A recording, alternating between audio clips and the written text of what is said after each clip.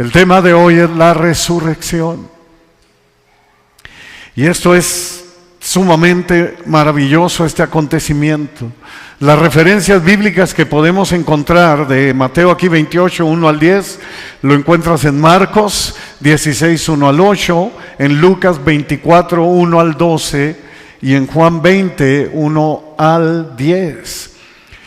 Esto es importante porque a veces como lo hemos dicho, lo que Mateo omite, Marcos, Lucas o Juan lo dicen, y tienes todo el marco histórico de lo que realmente aconteció.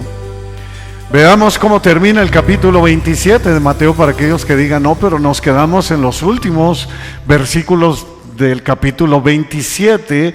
Y bueno, vamos a echar un vistazo de cómo la Escritura se cumple precisamente en todo este acontecimiento, desde la muerte de Cristo, desde su arresto, desde que Él vino, prácticamente como todo se centra en Yeshua, como le decían sus discípulos o como le decían los judíos.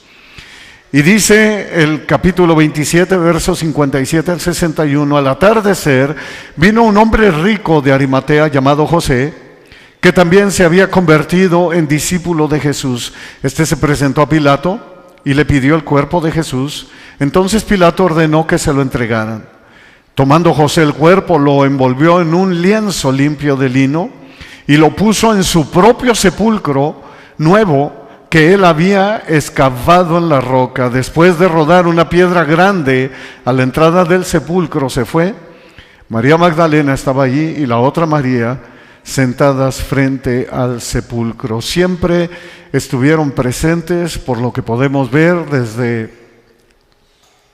desde la crucifixión, desde el arresto, siempre estuvieron ahí.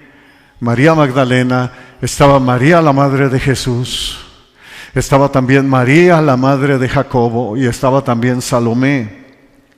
Aquí se cumple la Escritura tal y como lo profetizó precisamente Isaías 700 años antes, cuando dice en Isaías 53, 9, se dispuso con los impíos su sepultura.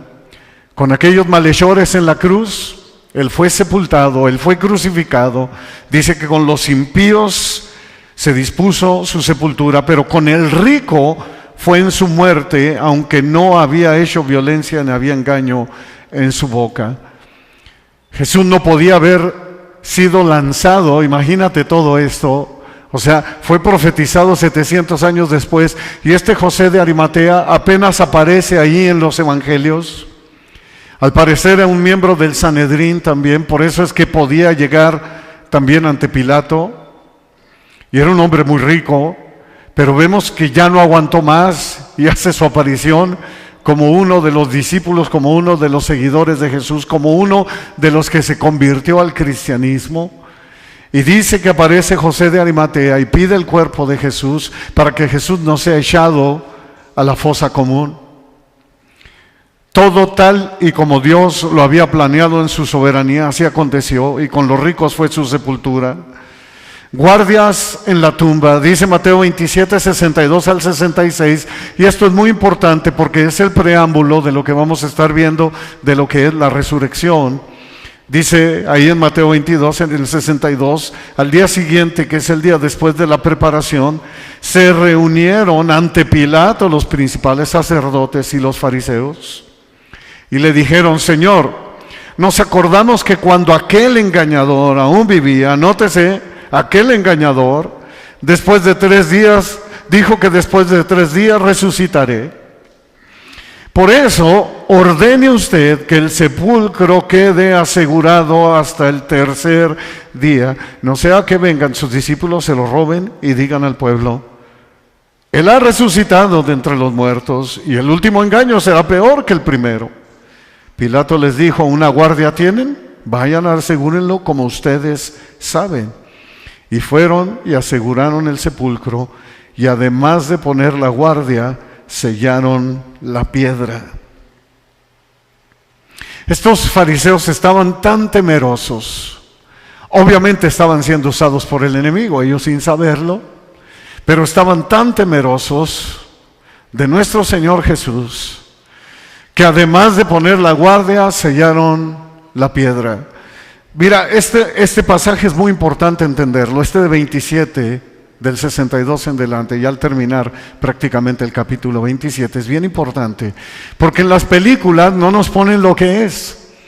A veces tratan de dejar hasta cierto punto una duda. En las películas siempre te ponen que una guardia nomás tenía 2 soldados.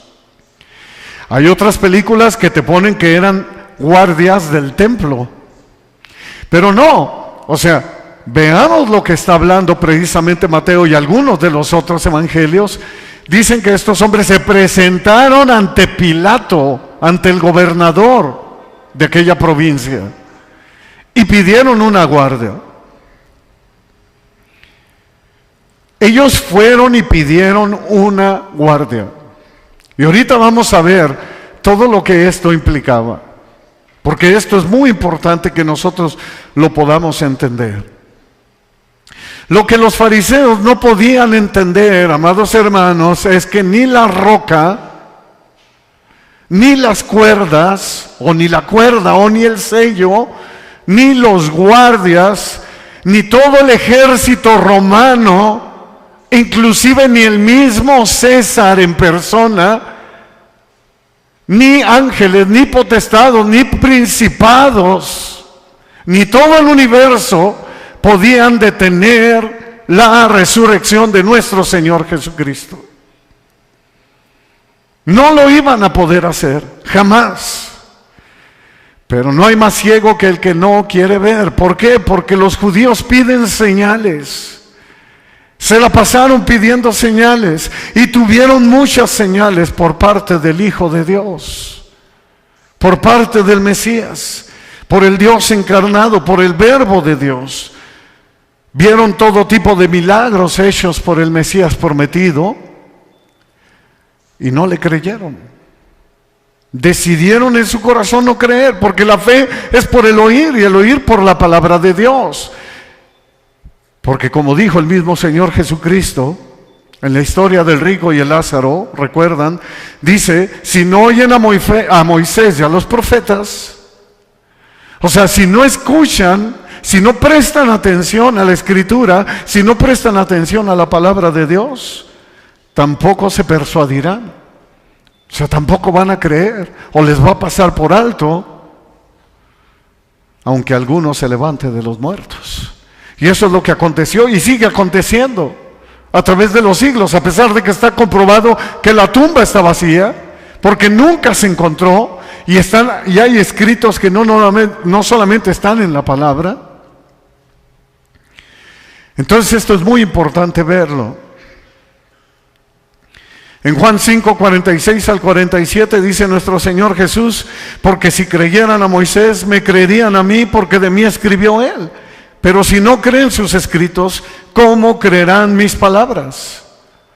O sea, es muy simple y muy sencillo. En la Escritura dice que nacería de una virgen, o sea, de una joven. Moisés, David, Isaías, etcétera, hasta llegar a Malaquías escribieron de él.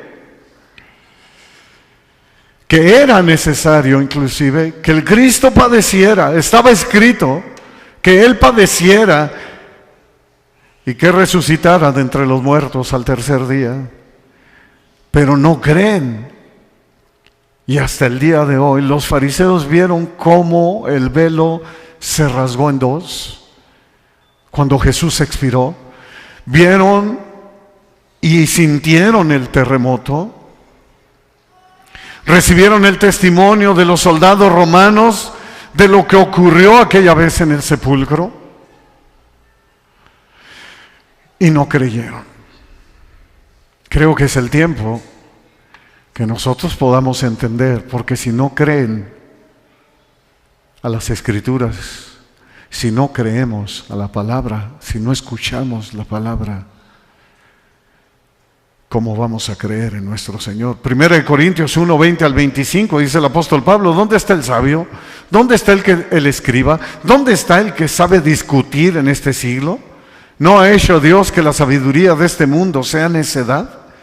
Pues ya que en la sabiduría de Dios el mundo no conoció a Dios, por medio de su propia sabiduría, agradó a Dios mediante la necedad de la predicación salvar a los que creen. Porque en verdad los judíos piden señales y los griegos buscan sabiduría, pero nosotros predicamos a Cristo crucificado, piedra de tropiezo para los judíos y necedad para los gentiles, piedra de tropiezo para aquellos que piden señales, para aquellos religiosos que lo único que quieren ver es milagros. Y necedad para aquel mundano que no quiere absolutamente nada con el Señor y ellos nomás están buscando sabiduría. Bueno, dice el Señor, para estos es piedra de tropiezo y para nosotros es necedad. Sin embargo, para los llamados, para aquellos que Dios mismo ha llamado, tanto judíos como griegos, Cristo es poder de Dios, sabiduría de Dios. Porque la necedad de Dios es más sabia que los hombres y la debilidad de Dios es más fuerte que los hombres. De esto, amados hermanos, se trata el Evangelio, de esto trata la resurrección. Lo que Cristo hizo para salvarnos, entregó su vida por nosotros, para llevarnos de regreso a nuestro Padre Celestial. Para darnos vida eterna, Cristo murió, se hizo débil, como dice la Escritura, y resucitó. Con gran poder se hizo poderoso y vencedor. Por eso Jesús dice, hasta en 2 ocasiones, en Mateo 12:39 y lo vuelve a repetir en Mateo 16:4.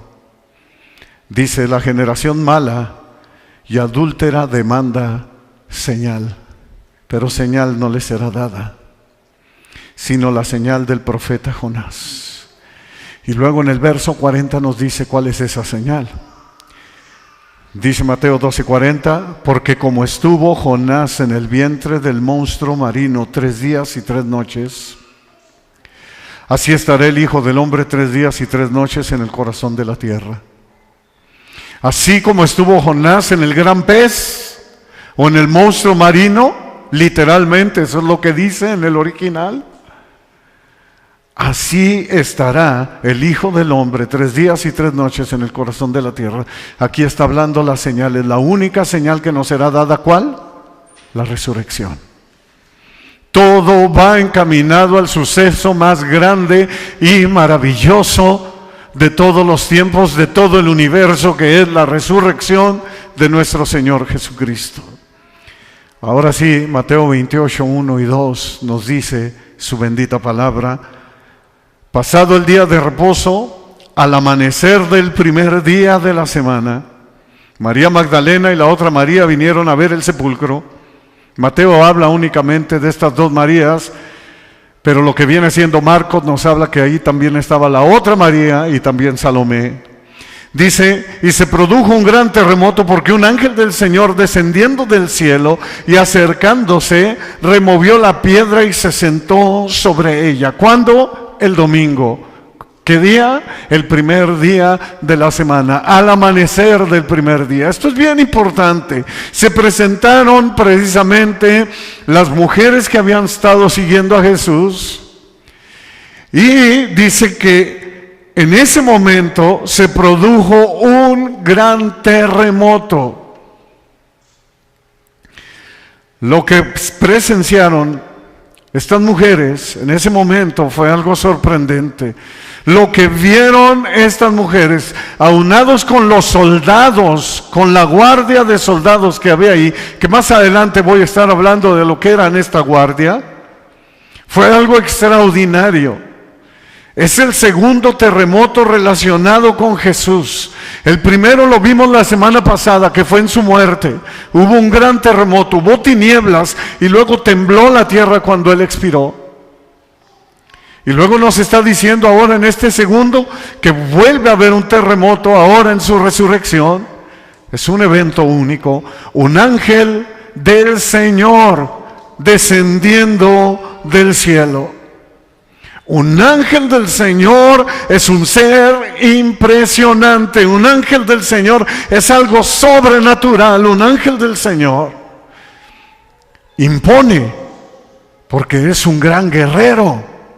Lo que estos hombres y estas mujeres están viendo, acercándose, dicen que removió la piedra y se sentó sobre ella. Imagínate la escena. Este ángel del Señor, que si nos basamos precisamente a los que han estado viniendo al discipulado, de lo que estamos viendo en Génesis. Un ángel del Señor es muy probable que es de 3 metros a 4 metros de altura. Es un ser impresionante. Después del que el Señor fue colocado en la tumba por José de Arimatea, había una traba, ¿no?, que removía precisamente esa tierra. Ahora entendamos, era la tumba y está una piedra que ahorita veremos que la mayoría de las piedras eran de 1,80 a 2 metros o más, o un poco más de diámetro. O sea, una piedra enorme. Casi de medio metro, de 30 centímetros a medio metro más o menos de gruesor. Ahora, hacían una zanja, por eso tenían que poner una traba para poderla cerrar. Quitaban la traba y tenía que rodar. La cerrada era lo más fácil, podían hacerla entre 4 o 5, tal vez 6 hombres. Rodar la piedra porque ya nomás rodaba y caía y se asentaba. Pero remover la piedra para abrirla, una piedra de 2 metros de diámetro, de 2 toneladas o más de peso, se necesitaba de varios hombres para poder removerla, abrirla. Ahora eso, aúnale la cuerda que pusieron alrededor los soldados y los sellos. Era imposible que alguien llegara y removiera la piedra. Tenían que quitar los sellos. Se habría necesitado de verdad de muchísimos hombres. Un ángel del Señor llega y remueve la piedra, truena los sellos, explotan las cuerdas, hay un terremoto y él agarra y se sienta en la piedra. Es impresionante. Un ángel del Señor Jesús, como les dije hace rato en la alabanza, no necesitaba que nadie le ayudara. Este ángel no vino a remover la piedra para que Cristo pudiera salir. No, Cristo podía hasta traspasarla, sin necesidad de abrir absolutamente nada, así como se presentó con los discípulos. Él llegó y traspasó las paredes. Él podía traspasarla, él podía salir. Él más, con su propio poder podía tronar la piedra también, pero no fue así. El ángel del Señor remueve precisamente la piedra para que las mujeres, y eso lo vamos a constatar ahorita en el verso 6, para que las mujeres, para que fueran las mujeres y les dijeran a los discípulos, y ahora nosotros, de a través de todos los siglos, todos los creyentes, y no nomás los creyentes, aún mismo Pilato en ese tiempo, los sacerdotes, el mismo César le llegó el informe que Jesucristo había resucitado, que la tumba estaba vacía. Y por más que hicieron esfuerzos por encontrar el cuerpo, no lo encontraron jamás. Dice el verso 3, su aspecto era como un relámpago y su vestidura blanca como la nieve. El aspecto de un ángel impresionante, un ángel guerrero en toda la extensión de la palabra, poderoso, deslumbrante, impactante, a tal grado que los guardias que estaban ahí presentes quedaron en shock. Entraron en shock. ¿Quiénes? Los guardias. ¿Quiénes eran? Soldados romanos. Verso 4, y de miedo a él, los guardias temblaron y se quedaron como muertos. De miedo a él. ¿Quiénes? Los soldados romanos. ¿Te estás dando cuenta? Son soldados romanos, el mejor ejército del mundo antiguo, gente que no le tenía miedo absolutamente a nada. Se quedaron paralizados, temblaron. Los guardias en la tumba eran soldados romanos, eran 4 soldados En eso consistía la guardia. Cuando ellos fueron y le pidieron, cuando los fariseos fueron y pidieron la guardia a Pilato, y entendamos esto, porque no es como nos han puesto en las películas, porque en la película dejan a veces, en la mayoría de ellos, dejan que la mente diga, a lo mejor sí los engañaron y llegaron los discípulos a remover la piedra, y estos llegaron y no sé, los durmieron o les dieron algo, o los golpearon y sacaron a Jesús. No, eran 4 soldados que se turnaban 4 horas. Según la historia, eso consistía en una guardia. Cuando Pilato le dicen, porque van y se la piden a Pilato, no van y se la piden a cualquier persona, van y se la piden a Pilato. Entonces cuando le dicen a Pilato, danos una guardia, asegúrala, les dice Pilato, ok, tienen una guardia, vayan y aseguren, como ustedes saben, no nomás estuvo la guardia, que para que no se quedaran dormidos, porque eso fue lo que dijeron los sacerdotes, esa fue la mentira que hicieron. Cada 4 horas, cada 4 soldados reemplazaban a otros 4 soldados, pasaban 4 horas y llegaban otros 4, y así. Y eran soldados romanos. La palabra traducida como temblaron tiene la misma raíz de la palabra terremoto. No quiero oírme grosero, pero estos guardas a lo mejor hasta se del susto. Temblaron, pero en serio, para que nos demos una idea de lo que es un ángel. Un miedo tremendo, quedaron inconscientes, totalmente traumatizados por lo que habían visto. Imagínate nomás el ver ese ángel, estos 4 soldados que les estaba tocando la guardia, temblaron del miedo y quedaron como muertos, entraron en shock, se paniquearon, pero así en toda la extensión de la palabra, para que podamos ver lo que es el poder de Dios. Qué triste que los mismos fariseos oyeron el testimonio de estos hombres y lo tergiversaron.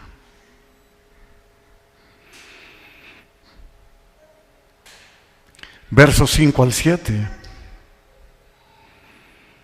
Una vez más vuelvo a decir, no hay más ciego que el que no quiere ver. Y un día te vas a dar cuenta de que todo esto que está escrito aquí es verdad. De que todo lo que está escrito en la bendita palabra de Dios es verdad. Bendito sea el Señor. Verso 5 al 7. Dice, hablando el ángel, dijo a las mujeres, obviamente las mujeres se asustaron también. Ustedes no teman, porque yo sé que buscan al Jesús, el que fue crucificado. No está aquí, porque ha resucitado, tal como Él dijo. Vengan, vean el lugar donde está puesto, donde estaba puesto. Aquí está el verso 6. Vengan y vean. Por eso he venido a remover la puerta, he venido a remover la piedra, para que ustedes vengan y vean que ya no está Jesús ahí. Y luego les dice, vayan pronto y digan a sus discípulos que Él ha resucitado de los muertos. Y Él va delante de ustedes a Galilea y lo verán. Miren que se los he dicho. Entendamos las palabras de este ángel y veamos qué enseñanza nos deja a nosotros. Número 1, no teman. La resurrección, amados hermanos, trae gozo, trae confianza, aleja el temor. Cuando tú y yo estemos pasando por diversas pruebas, por diversos problemas, inmediatamente ve a Cristo. Ve que la tumba está vacía. No temas, Él ha resucitado y tomarás confianza. Número 2, no está aquí.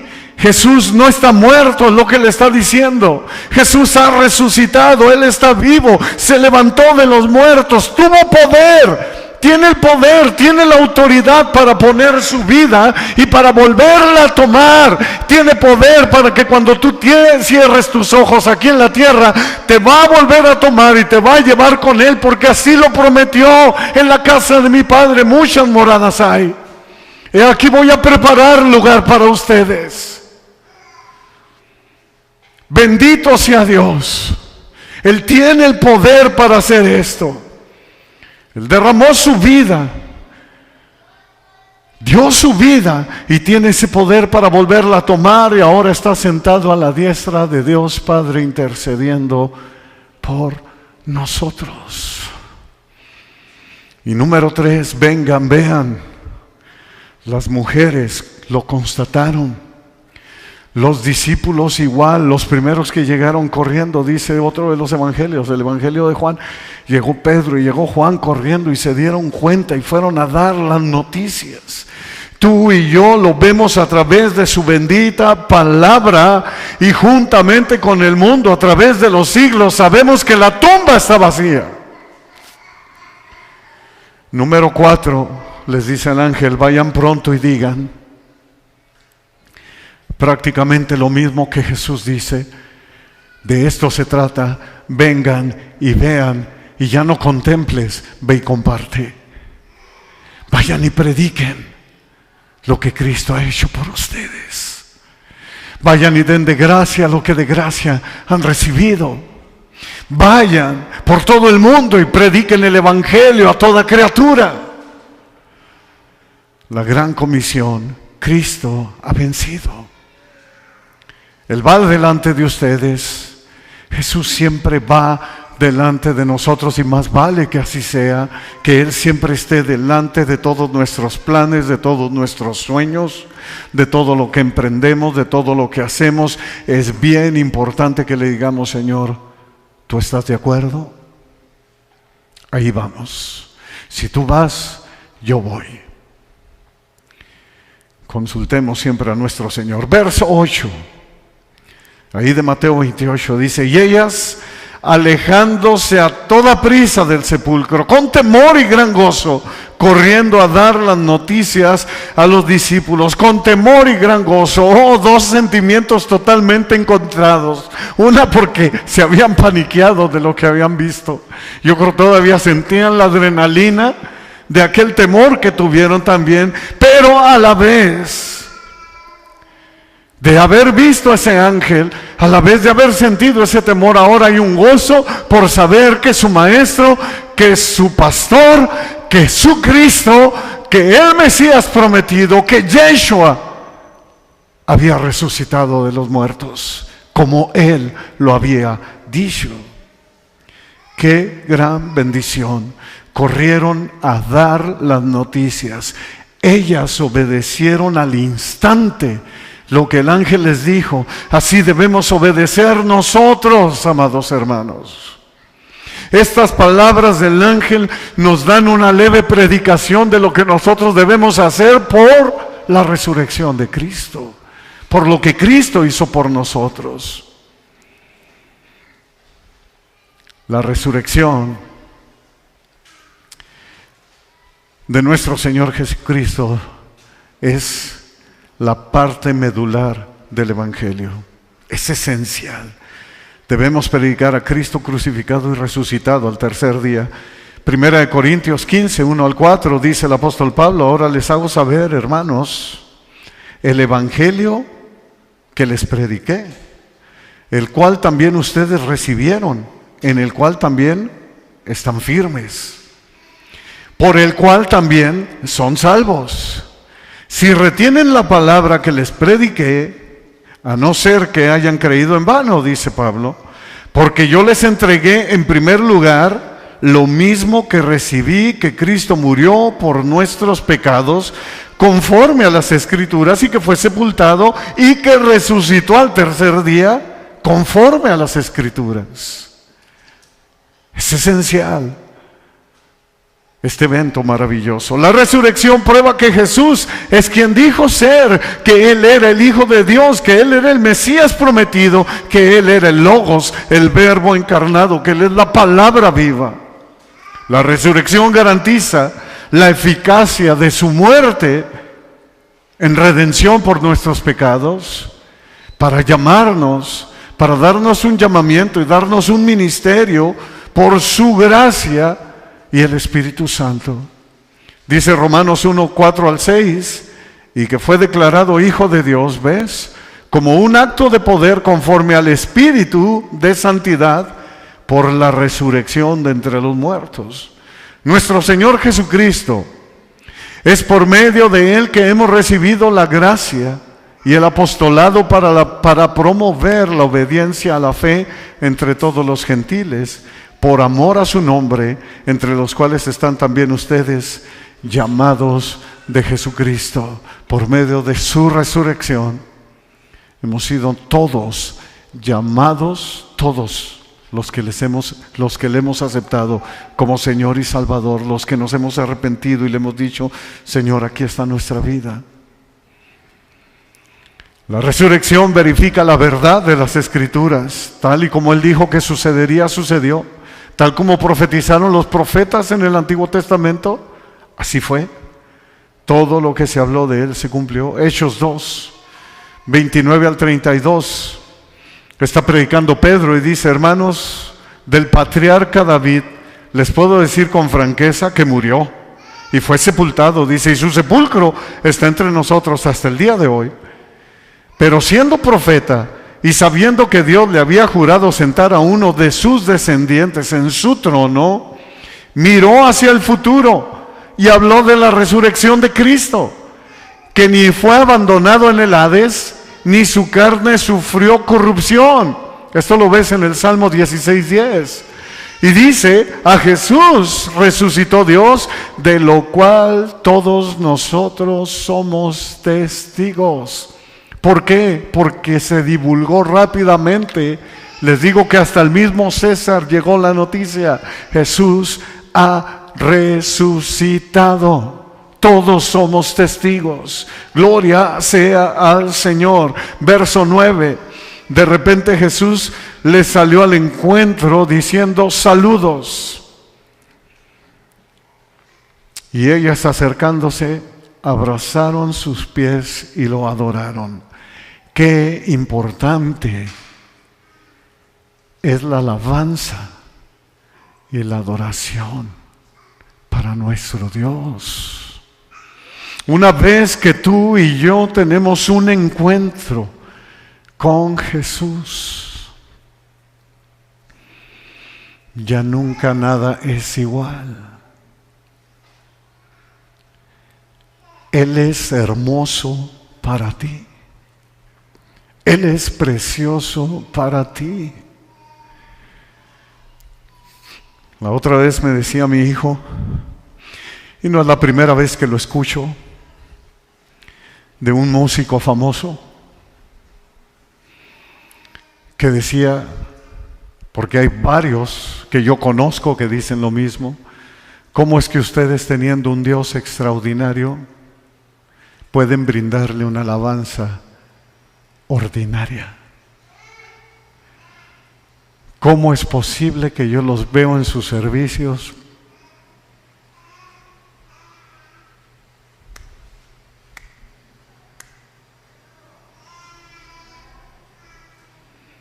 ¿Están entendiendo?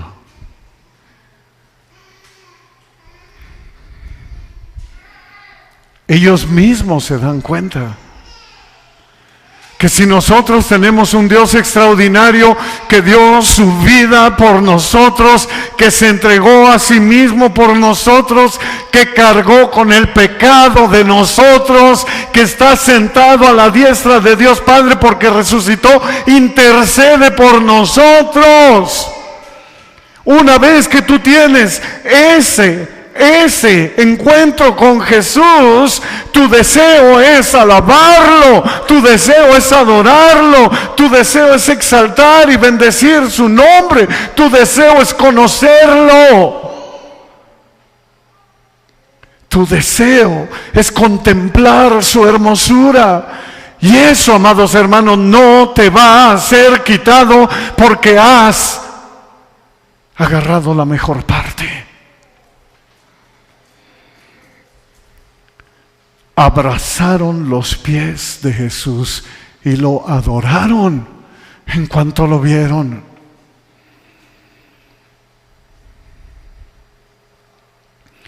A nuestro Dios debemos exaltar y adorar con todo nuestro corazón, con todo nuestro ser, con toda nuestra alma, con todas nuestras fuerzas, por quien Él es. Dice el verso 10, entonces Jesús les dijo, no teman, vayan, avisen a mis hermanos que vayan a Galilea y allí me verán. Todo esto va ligado precisamente a la gran comisión. Hablemos que Cristo está vivo, compartamos su evangelio, todo lo que Cristo hizo por nosotros. Hablemos del poder de su victoria, cantemos de su amor por siempre. Esto era necesario porque así estaba escrito, nuestro Señor mismo lo dijo antes de ascender. Lucas 24, 46 al 49 les dice a sus discípulos y les dijo, así está escrito que el Cristo padeciera y resucitara de entre los muertos al tercer día, y que en su nombre se predicara el arrepentimiento para el perdón de los pecados y a todas las naciones, comenzando desde Jerusalén. Ustedes son testigos de estas cosas. Por tanto, yo enviaré sobre ustedes la promesa de mi Padre, pero ustedes permanezcan en la ciudad hasta que sean investidos de poder de lo alto. Así está escrito, que en su nombre se predique que el arrepentimiento de los pecados, para que la gente voltee a Cristo, vea a Cristo, y una vez que Cristo está en ti, una vez que tienes ese encuentro con Jesucristo, deshazte en elogios para Él, bendícelo, alábalo, adóralo, contempla su grandeza, su hermosura. Seremos llenos del Espíritu Santo, investidos con poder. Así está escrito. Así estaba escrito, que el Cristo padeciera y que fuera sepultado y que resucitara al tercer día.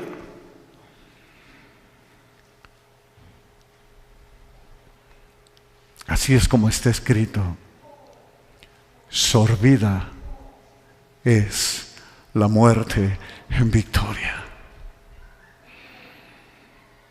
Sorbida, devorada. Literalmente así es como es devorada, ha sido la muerte en victoria. Fue devorada, ¿por quién? Por Cristo. 1 Corintios 15, 55 al 58. ¿Dónde está, oh muerte, tu aguijón? ¿Dónde, oh sepulcro, tu victoria? El aguijón de la muerte es el pecado, y el poder del pecado es la ley. Pero a Dios gracias que nos da la victoria por medio de nuestro Señor Jesucristo. Por tanto, mis amados hermanos, estén firmes y constantes, creciendo, abundando literalmente, es lo que dice en la obra del Señor siempre, sabiendo que su trabajo en el Señor no es en vano. Sorbida es la muerte en victoria. Cristo se levantó de los muertos y está a la diestra de Dios Padre. Y porque Él vive, nosotros viviremos. Por eso nos dice en este pasaje, por tanto, mis amados hermanos, estén firmes y constantes, creciendo en la obra, abundando en la obra del Señor en todo momento. Estás viendo el mensaje que Cristo nos habla en su bendita palabra por medio de lo que fue su resurrección. Eso es la resurrección de nuestro Señor Jesucristo.